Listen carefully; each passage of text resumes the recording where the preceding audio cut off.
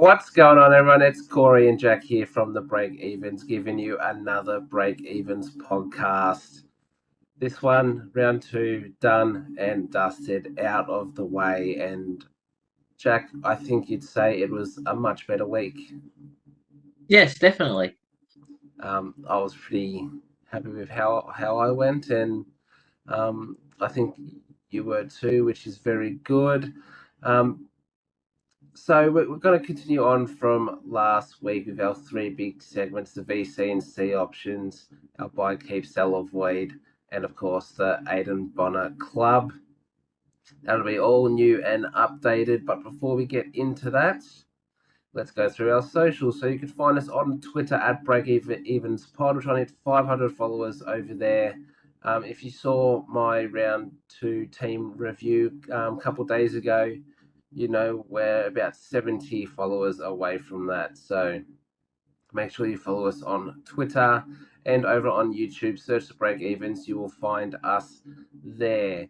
Um, we're on the road to 200 subscribers. So hit that subscribe button. It helps us out. We've got it a few over the last couple of days. So thank you and welcome to those who have joined. And before I forget, our podcast will be reaching some new apps and websites. So we've got the usual YouTube and Apple podcasts. We are now on Spotify, Google Podcasts, Podcast Index, Amazon Music, iHeartRadio, TuneIn plus Alexa, Podcast Addict, Podchaser, Pocket Cast, Deezer, Listen Notes, Player FM, Overcast, Castro, Castbox, Podfriend, and Good Pods. So it doesn't matter where you listen to your podcast, you'll be able to find the Break Even. So just search the Break Evens and you'll see our logo there. All right, that out of the way, Jack. Let's quickly go through just your quick summary on what how round two looked from your perspective. A lot of carnage again. I think we can agree with that. Suspensions, 4 to 6 week injuries again. It had it all. But a lot of good close games, which was very good. Well, not close. Some of them were very big. Don't want to mention one on a Sunday afternoon, but you know. But it was a much better round. There wasn't as much carnage, but obviously there's some teams here like, well, shit, losing like their most important player. Yes. Yeah, it was. There was definitely chaos, but it wasn't as bad as round one. Still a few injuries, and a few rookies aren't looking the best at the moment. So I'm guessing there's going to be a few restructure around rookies. So a better round than round one, but still not a great round for most. I was able to avoid most injuries. I'm still waiting to hear about Hopper and Callahan. Callahan's fine. I read the GWS report and they said nothing on him, so there's no Okay. problems at all. Yeah, this talks that he might just be rested for a week. So if that happens and Hopper is also rested, then I'm gonna have to get rid of one. But Well, I'm not sure about rested. I just saw the injury report and his name did not come up at all. So yeah, there's no problems. yeah.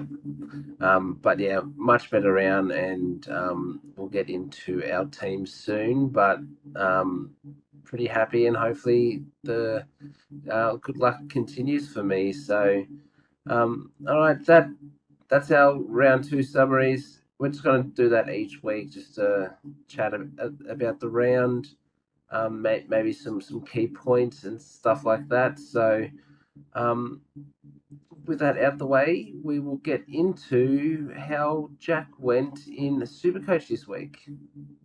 So my team scored 2,224, which is a lot better than round one. It's 419. more points, Nice. and that was without a primo playing. I obviously had Josh Kelly out with concussion, which obviously doesn't help. But to get a score like that, knowing I've got a primo down, I probably would have been happy to just to get 2,000, but to go 200 over that is pretty good. I've jumped 42,819 in the season ranks, Big jump. putting me at 63,128. So I'm climbing. I'm catching up. um, Going to my team, obviously Mackenzie and Callahan were let down, but my risk paid off. Everyone I heard said Port Adelaide halfbacks only average 65. They don't score well. I go and put Nick Dacos vice captain. I just go, stuff it. I'm going to do it. And what does he do? He goes, Jack, because you had faith in me, here you go, son. Here's a big 149 to take. And for that, I say Nick Dacos is my king. Yeah, you called that one well. I'm very proud of it. To go with trades, I've done my first boost. I've taken out Tanner Bruin, Campbell Chesser, and Will Day. Will Day, there's not much money to be made, and with the Hawthorn tax on Supercoach points, he's not going to get a huge score, which is going to drop the break even. Because his game definitely deserved a 100, 110, but because Hawthorn can't mark, he got a 98. And I've brought in Jack Zeeble, Kate Chandler, and Connor McKenna. I am sitting with 266,500 in the bank as we stand. Next week, depending on how this week goes, I have a plan to go Liam Jones to Jack Bowes. Jones should make even $1 this week. At least he's going to go up, which is obviously a bit cheaper. And Jack Bowes has his second game, so it's not a worry. Mhm. And obviously, with that, if Calla Hopper comes out and he's missing a few weeks, I am able to upgrade him to a primo. I'll probably miss out on the likes of Tom Green, and LDU, which sucks a little, but she'll be right. I'm sure I can get some great players. And yeah, that's how my team is standing. Very good. Yeah, that Dacos picked really worked for you. So good job on that. Um, Very happy about it. I, I would be. I didn't go it. Speaking of my team, I scored 2,346. So if you haven't seen my video that I posted 2 days ago, or yesterday, um, I go through it all there, but I'll quickly go through it. So 2,346, ranked 1,350th for the round, a rank change of 29,420, and I have a season rank of 4,444. All the fours. All the fours. So for me, I brought in Dacos last week, which paid off. Um, Should have listened to me. yeah, I should have. I bought in Zeeble, which paid off, and I bought in Comben, who scored a big 12 on my bench.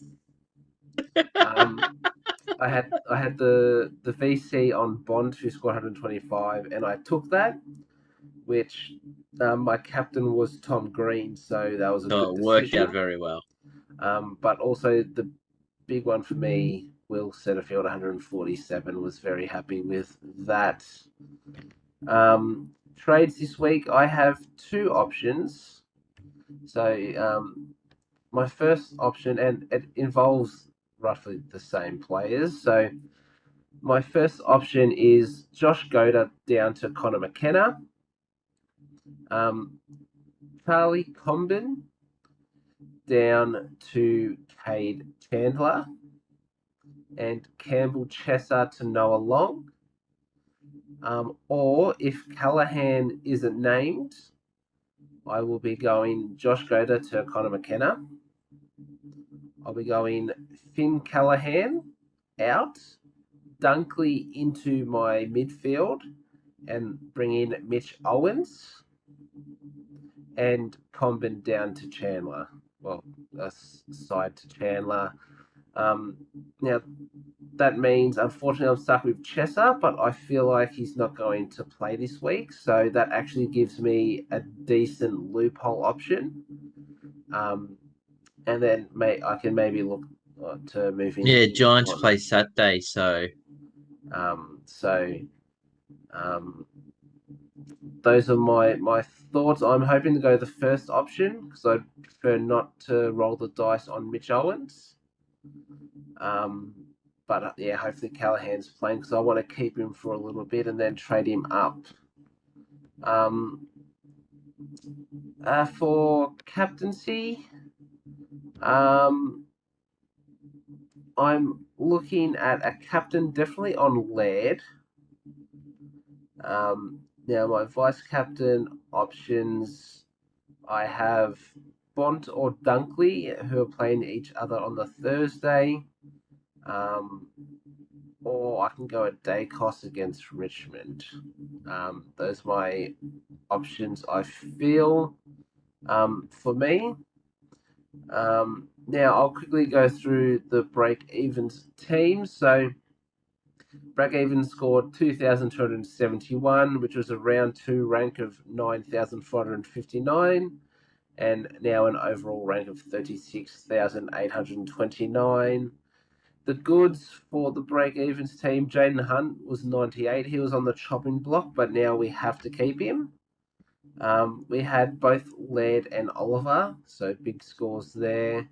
Bont 125 as VC, but taken as captain.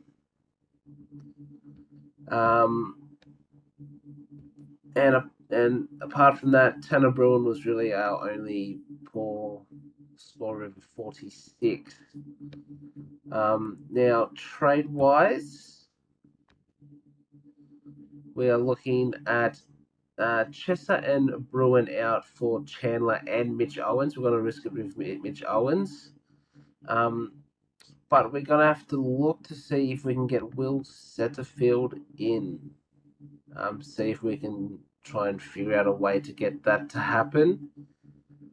And if we could do that, that would be great. But that's something we're going to have to talk about. And VC and C, probably like a Laird or an Oliver, but we haven't really spoken about that. So we will do that in the near future, and you'll find out next week what we go. So that's how our teams went for round 2. So as you can see, a lot better for all 3 teams. Hopefully that keeps going and keeps progressing. So with all that out the way, let's get into our first segment, which is the VC and C options. Sure. Look at me, sure. I'm the captain now. All right, so I've gone through and found the VC and C. So we'll start with the safer options here. The first one, we've got Rory Laird versus Port Adelaide on the Saturday night. 117 average over the last 3. He would be a captain option, in my opinion. Playing that Saturday night, I don't really like any of the Sunday options personally. And if you have Madden, it'll be you can't really loophole Laird's score as a VC. Clary versus the Swans, playing on that Sunday. This seemed to be the favourite average for the captaincy options this week. Clary averages 129 over the last 3 versus the Swans. Obviously, being on the Sunday, it is a captaincy option. Lockie Neal versus the Dogs on the Thursday night. Again, 129 average over the last 3. Being on that Thursday, he is a VC option. Bond versus the Lions on the Thursday, 120 average over the last 3. Again, that is a VC option there. those are my safe picks. Now we'll go to the smoky picks. The first one, Took Miller versus the Cats, played on that Sunday. 129 over the last two is a captaincy option. Callum Mills versus the D's again on the Sunday. 129 over the last two, another captaincy option. Jack McRae versus the Lions on the Thursday, 141 average over the last three, and he is a VC option.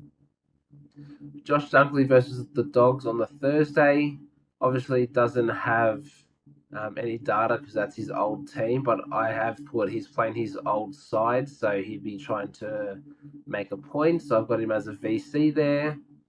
Jack, you'll be happy with this one. Josh Kelly versus the Blues on the Saturday afternoon, 127 average over the last three. This could be a VC or a C, depending on your team. Timmy English versus the Lions on the Thursday, 131 average over the last two. I only put the last two because that's when he's really come into his game. So that's a VC option there. The big one, Shrek Darcy versus the Eagles, played on the Sunday, 152.5 average over his last two games. And He's going to drop a 30. He might, but he's a sneaky captaincy option just because it's the Eagles and that they don't have Nick Nat. And the big one here, Rosie versus the Crows, played on the Saturday night.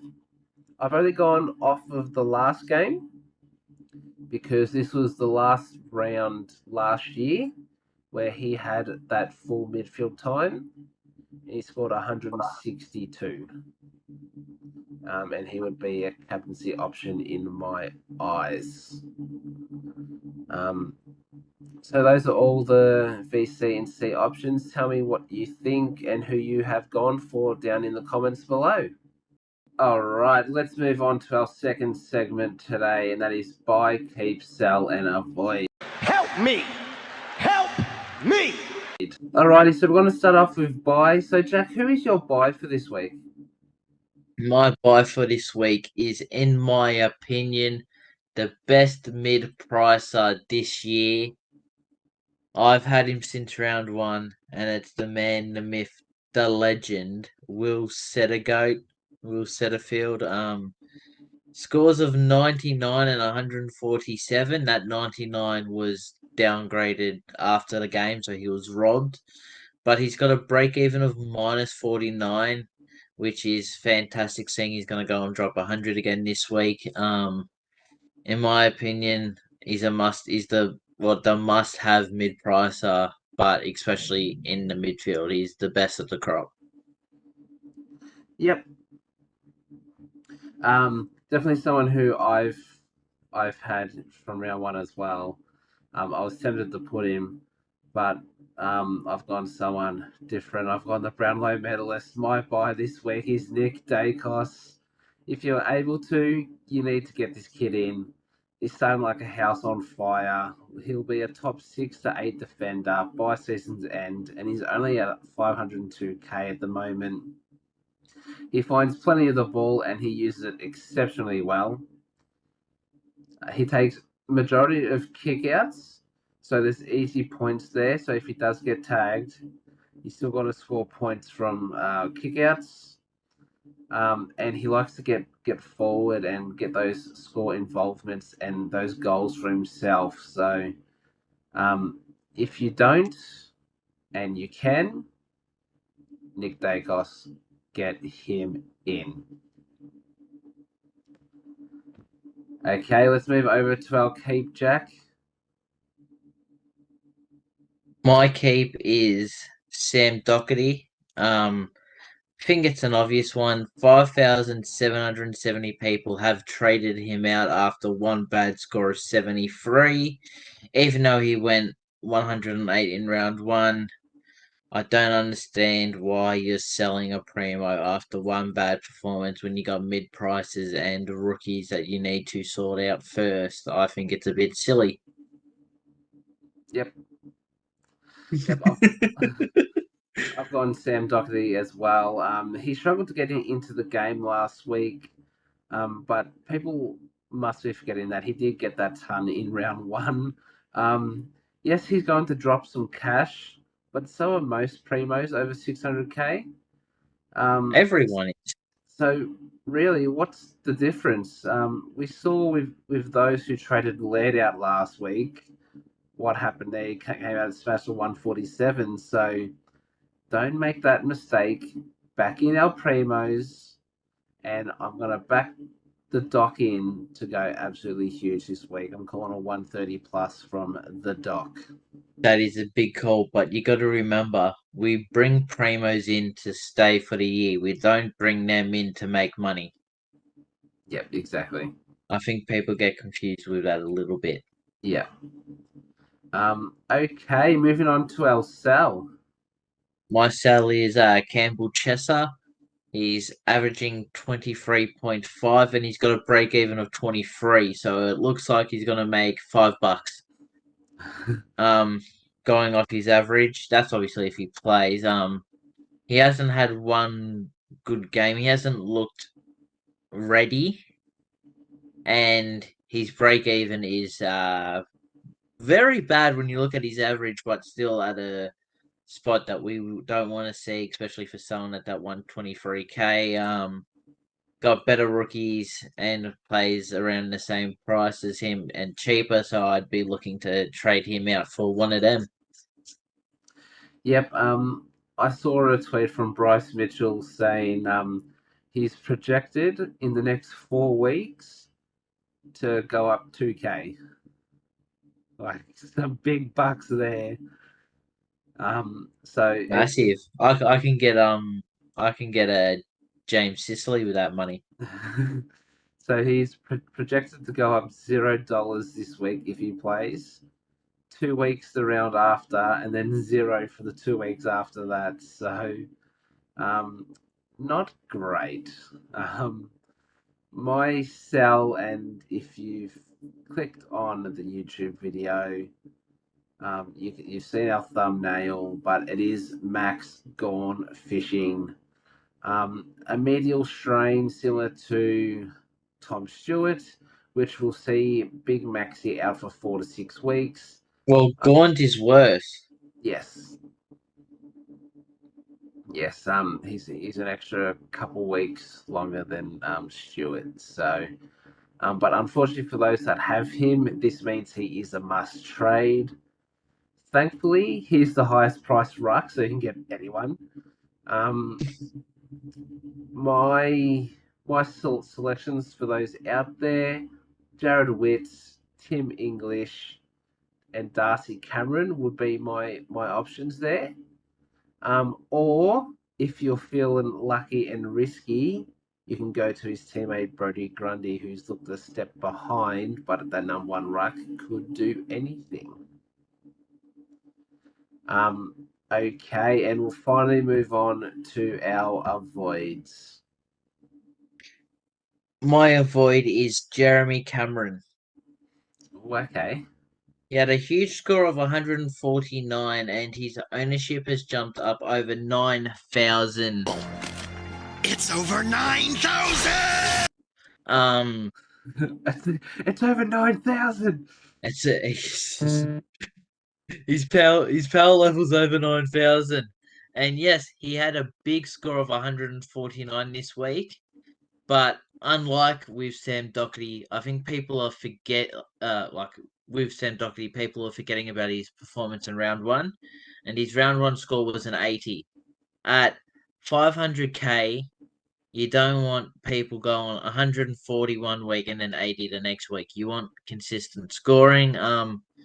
Obviously, one big score, and a lot of people are jumping on him. It's just chasing points, even though realistically we should know with Jeremy Cameron and a lot of key forwards, 1 week they can have that 149, then the next week they're going to have the 80s, the 70s, the 60s, like what's happened here. So I'm saying avoid just because I've seen a hike in people getting him in, and I just think it's a bit silly.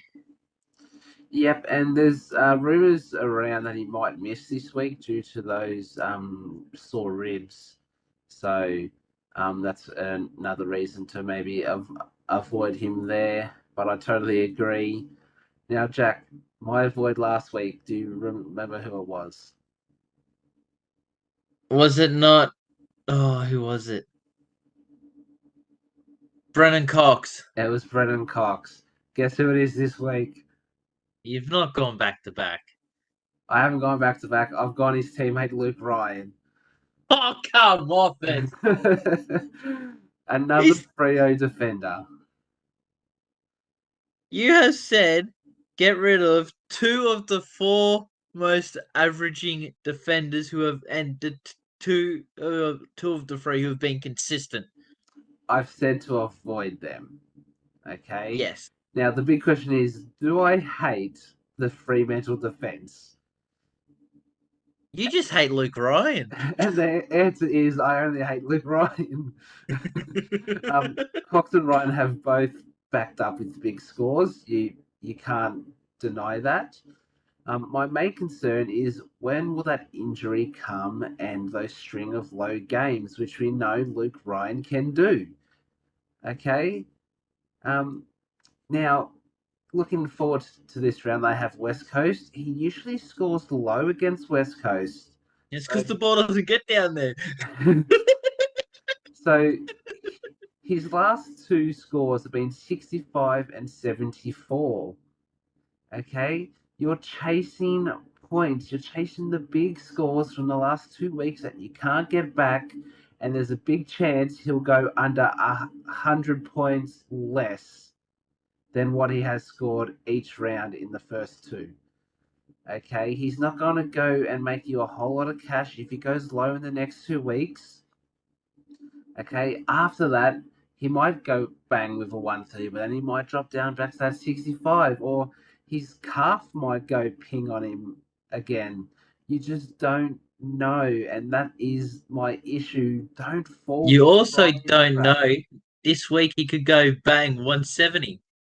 He could, and look, if he goes 170 this week, great, good on him. I think I've gone a bit high with that one, but still, you get my point. You can select him. Anything over 130 this week, I'd be like, okay, you can select him now because he's averaged 145 over the first 3 rounds. All right, good on ya. Okay, but I can sense a small low game coming, and I can feel an injury coming, which is what he does. So don't fall for the Ryan trap. Can I just rebut the injury aspect of it? Go for it. If we're talking about the injury aspect, why are we not avoiding Tim English? Tim English legitimately was 50-50 to play this week because he got injured midweek. He's getting injured every week at training. Why is he not an avoid?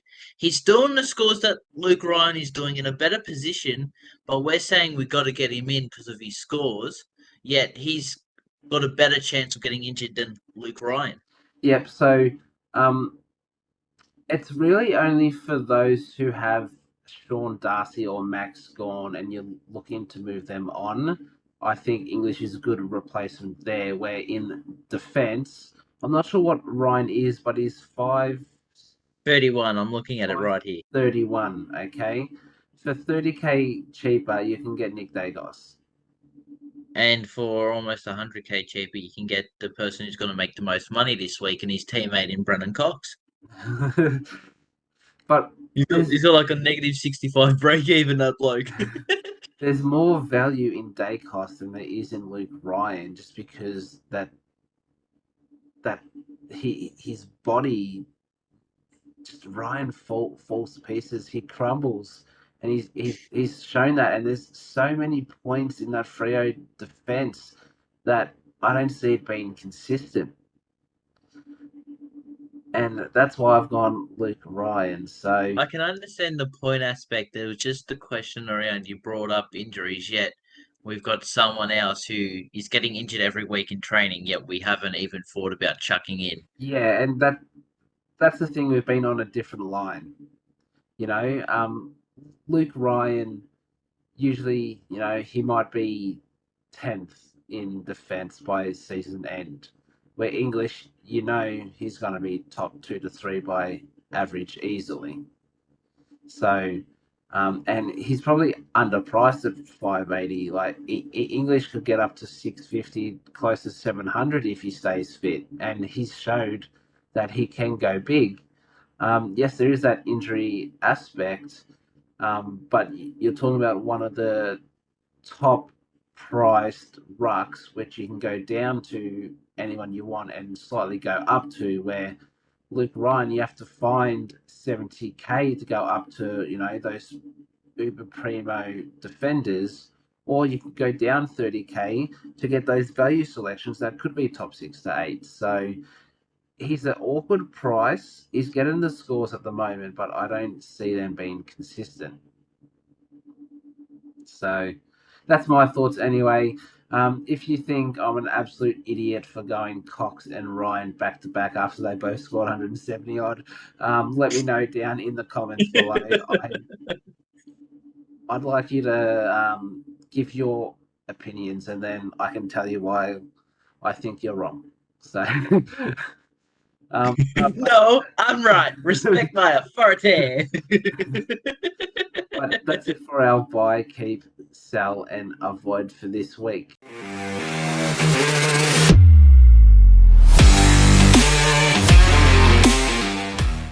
Alrighty, now we go to Jack's favourite segment, the Aiden Bonner Club. And here we go. With round 2, we've seen a fair few of low scores. Obviously, a couple coming in late and not doing much. Before we get any confusion, Devon Robertson obviously had a very low score, and if you look at the AFL app, it says 51 minutes he played. I can confirm that about 50 minutes of that is due to the blackout that happened. So he obviously is illegible due to the rules. Just wanted to get that out the way first, because if you look at it, it does say he's played an hour worth of football, where in reality he spent 50 minutes of that in the changing rooms. So just like last week, going from 1 vote, 2 vote to the big 3 votes, and then after that I'll be giving the ladder update. So getting in first, with 1 vote, is Matt Roberts from the Sydney Swans. 10, give him a clap, 10 Supercoach points in 31 minutes. Lovely. It was the sub, but 31 minutes, that's over a quarter of football, mate. You got to do better. Which was a bit of a surprise, because Joel Amati got subbed on that game at 122 Supercoach at a 3/4 time, or half during the 3rd quarter.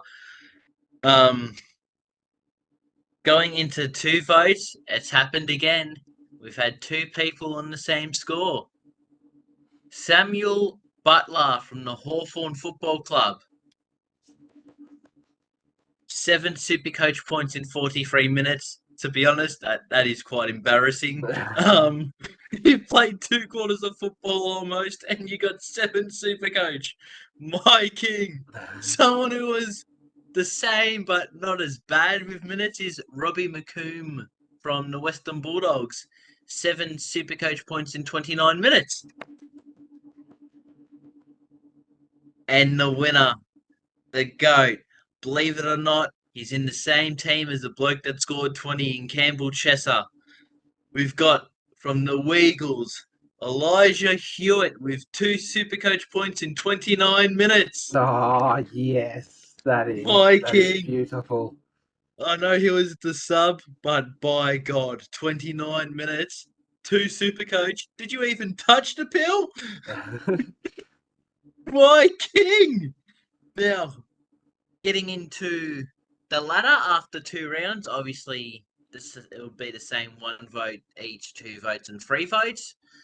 So currently the people with 1 vote and sitting equal 3rd, we've got Francis Evans from the Port Adelaide Football Club, Jackson Pryor from the Brisbane Lions Football Club, and Matt Roberts from the Sydney Football Club. Well done, boys. Well done. And with 2 votes, we've got some teammates here, which we love to see, sharing the votes around. That's what we love to see, because it's not the Brownlow. We have Liam Jones and Robbie McComb from the Western Bulldogs alongside Sam Butler from the Hawthorn Football Club. Yes, boys, well done. And with 3 votes, just like in 2 votes, they're sharing the points around. I'm pretty sure he replaced him, and he replaced his votes as well. We've got Jack Petrocelli and Elijah Hewitt from the Eagles. Yes. Yay! My Kings. What we've noticed so far is the West Coast Eagles are the best team for the Aidan Bonner Club. Followed by the Bulldogs. Awesome. So that's the Aidan Bonner Club now. We have to start looking ahead, and are we going to come in with a few problems? Are we going to have each week different 1, 2, and 3s, and then we're going to have 23 blokes win the Aidan Bonner Club? So we'll wait and see how we go with that. Hopefully, a few more Eagles guys can be a bit more consistently Productive. Well, you got to remember, I think it was round 1. I think Jamison was like a 1 Supercoach point off being on 1 vote. So we've almost had 1 person in each position. All right, and that's going to do us for the Aidan Bonner Club. Before I sign off, Jack, do you have anything to say? I think Elijah Hewitt needs to bring out a bit of a better performance next week. Fair enough, fair. All right, well, that's going to do us for the podcast tonight. Thank you for watching and listening to us on YouTube and Apple Podcasts. Don't forget, you can find us on Twitter at BreakevensPod. Trying to hit 500 followers over there. Need 70 more, so hit that follow button. And on YouTube, the road to 200. We're at 110. We need 90 more. So make sure you subscribe to our YouTube channel. At the start, I read through all the different other platforms you can listen to and watch our podcast from. I'm going to put a tweet up with a picture of them all, and the links will be in our Twitter description. So, whichever one you are on, click that and follow us and subscribe, as you can keep up with all of our content previously and going forward. So, on that note, thank you all again for watching and listening on Apple Podcasts, YouTube, and whichever other one you may be listening to us from. Good luck for round 3. Not as good as I want to win the 1K, but until next time, it's bye for now. See ya.